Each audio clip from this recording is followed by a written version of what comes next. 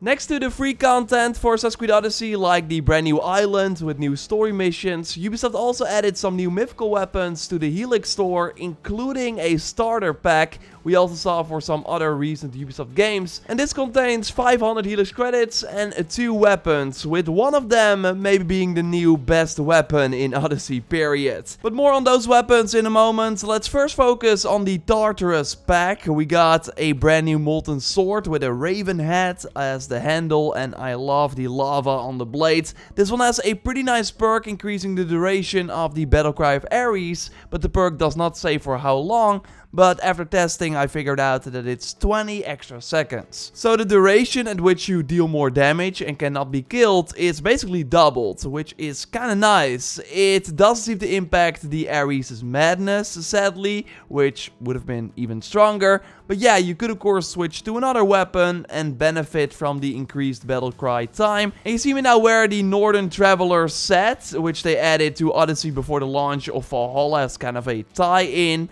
That armor set first had a set bonus, nuking the cooldown of the Battle Cry of Ares ability, but as you see here, it doesn't have a set bonus anymore, so I hope they bring that back, because that would of course been nice in combination with this new sword. Moving on to the very cool Cerberus' charge hammer with 4 heads of this deadly hound. I really like the design, and it's all about the charged heavy attack. The second perk sadly seems to be bugged, only giving you 4% extra damage, while the weapon is at level 99, but the unique one increases your melee charge speed by 33% and also your melee damage, but you do lose 33% health. Although, as you see right here, I'm rocking this hammer, killing a lot of people, still have my full health bar, so I also don't think that this intended. So yeah, you want to focus on the charged heavy attack. It's not as fast, the 33%, as with the Sword of Kings, which was of course 50%, but you can still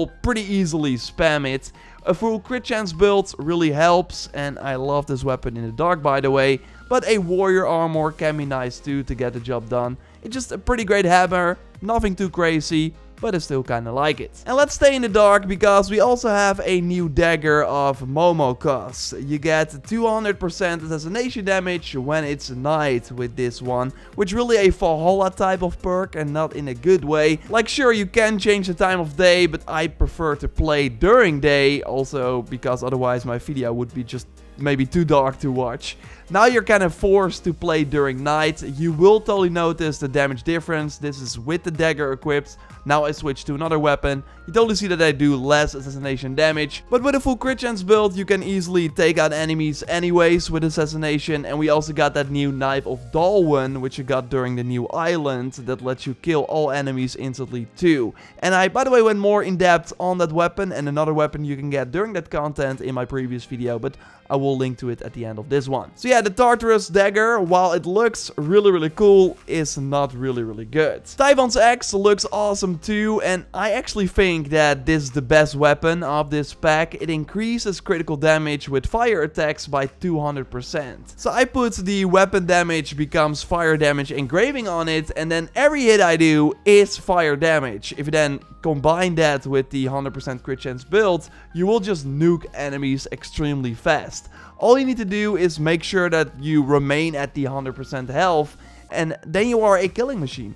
It's really satisfying to use this weapon. And maybe you already saw it, but it also has 20% crit chance while full health, which is extremely unique for a melee weapon. But I want to touch more on that in a moment when I go in depth on these special lightning weapons. But first, the Agony Bow, which is also about fire damage. You namely get 200% adrenaline when doing fire attacks. So putting the basic arrows become fire arrows on this one is a must. And then you can just more easily like spam the multi-shot or other hunter abilities, as long as you shoot some regular fire arrows in between. Really strong, and again, I love the look. And of course, if you like the video so far, then leaving a like on it would really help me out, and subscribe for way more Assassin's Creed videos if you haven't already. Now let's move on to likely the best new weapon in Odyssey right now. It's called the Olympus's Judgment, and First of all, I love the design as just a thunderbolt as a weapon with the shock effects around the blade as long as you wield it. Totally one of the cooler designs in Odyssey. We got warrior damage, adrenaline on hit, which is all fine. But it is about the unique perk, of course, where you deal 10% of a max health in extra damage after 5 combo hits on the same enemy. So sure, on regular enemies, this is not that great because you will kill them in a few hits anyways if you got a decent build. But against elite enemies or mercenaries, this is wild because you always know that that 5th hit against them will deal a significant portion of their health. So my tactic is to stay in the face of the enemies all the time without being interrupted, and that's why having the Dicastes armor set from the Fate of Atlantis episode 3 is really great. So you go in this invincible mode after a hit for 15 seconds. So yeah, they can just keep hitting the enemy while they cannot do damage to you.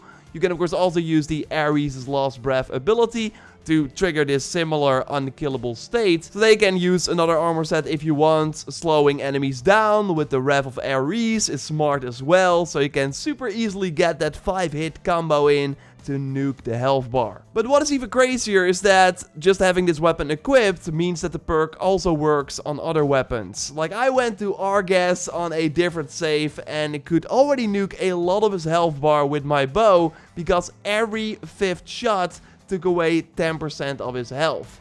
And yes, this counts for other melee weapons too. Like sure, a sword is already pretty fast, but having a dagger in the offhand is wild, because then also every 5th hit from this way faster dagger combo deals 10% of the health bar of the enemy. I did not have the Atlantis abilities on this save yet, so I just popped the Battlecry of Ares, which you can of course unlock way before that point. Then you're unkillable for 20 seconds, and those 20 seconds are more than enough to nuke this boss's health bar. Wildest part is, during this footage, the sword was only at level 5. You namely get these starter pack items on level 5, similar to the Ultimate Edition items from Odyssey, but really for the sword it doesn't matter, because you will always do that 10% health on the 5th hit. So yeah, I can kill this level 69 leader with this level 5 weapon because of this perk. And you also unlock this perk as an engraving, but right now I can only put it on one-handed swords and not on other weapons, but I think that's an issue because you should be able to put it on every weapon. And a T7 PDM also made a video on other engraving issues where they're just missing from your list. Ubisoft said that they are already looking into it, so I hope they fix this soon. But yeah, having to upgrade these starter pack weapons is totally the downside. Again, for the sword, it doesn't really matter, but it does matter for the Zeus' Rev Spear. This one has a perk that triggers slowdown time on a critical hit with a 1-minute cooldown, which also works across weapons, but it's just not really good. You can, for example, use it with a bow and then take the time to easily kill enemies without them being able to hurt you. But yeah, then you have to wait 1 minute before it can trigger again. And sure, when the time slows down while using the spear as a melee weapon, it's also kinda nice, but that cooldown makes it not really worth using. What does make this weapon stand out though, apart from the really cool look with also the electricity here and there, is that it has crit chance on the weapon, which once again is a really big deal, because as you might remember, melee weapons do not come with crit chance. There was one exception, and that was an epic spear. It's Jordan Does did a video on that way back when. This was a reward from the Divine Intervention Lost Tales of Greece mission, but only if you got a specific outcome, so made specific choices.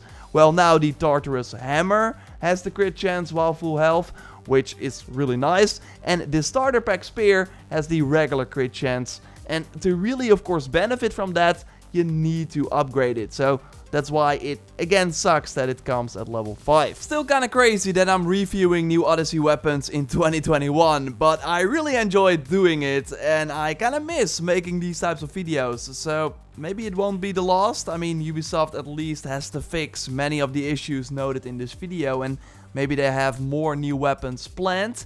Even though it does seem that the content we just got will be the final content that is planned for the game. Want to be up to speed on what they added and also the 3 new weapons we could get during that content? Then totally watch that video by clicking on the screen. Of course, subscribe for way more Assassin's Creed content. A like on the video would really help me out, and I will see you in the next one. Goodbye.